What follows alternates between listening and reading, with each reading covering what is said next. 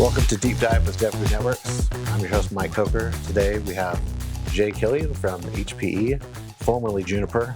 I will probably get that wrong a bunch of times talking about HPE. Juniper is a very new kind of thing. Today we have in front of me a Juniper AP47. It is a fairly new device, one of the first ones with Wi-Fi 7.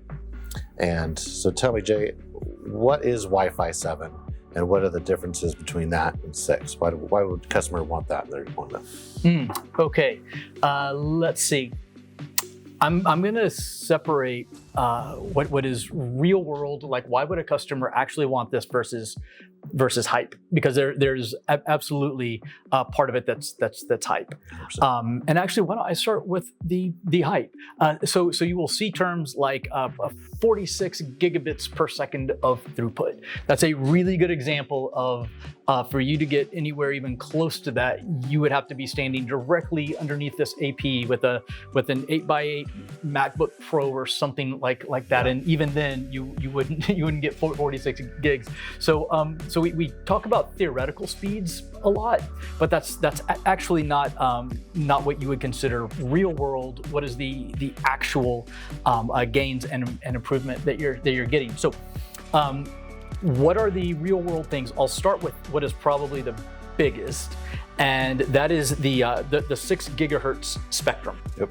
So for anyone that doesn't come from the Wi-Fi world, you can think of these spectrums like freeways that your traffic gets to go down. So you have the 2.4 gigahertz freeway.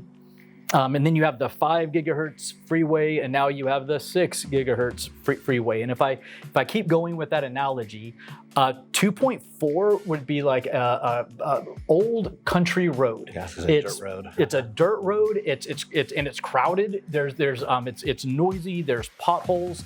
It's a dangerous road to drive on, and that's where Wi-Fi started.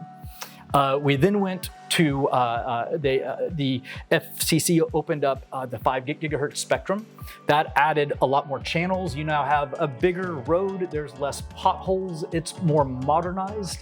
But 6 gigahertz, this was introduced in Wi-Fi 6E, so not Wi-Fi 6 but 6E, and now in Wi-Fi 7 is where it's really hitting its stride. Mm-hmm. That is a freeway that is just open lanes, open road.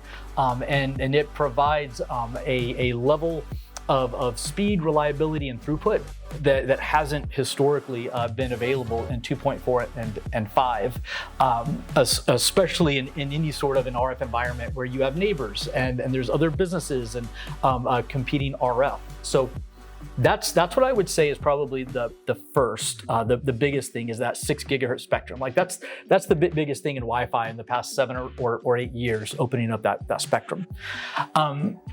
The second one, and this is one that I think is really exciting, is it's called MLO. It stands for multi-link operation, and it's essentially the ability for a device to connect to 2 bands on the same AP at the same time. So talked about 2.4 and 5 and 6 gigahertz. You could have things like a handheld, and it can connect to both bands at the same time, and then use whichever one is providing the best experience. Mm-hmm. And I'll make that analogous to this. If you were to go to a concert or a sporting event or something like that, imagine you're there with a buddy and you go to the concession stand. And there's 2 lines that you can get in.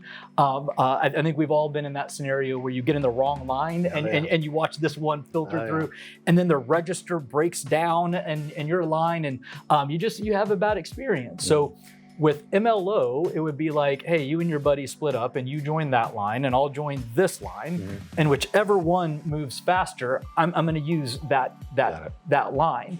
So you can take things like mission critical handhelds.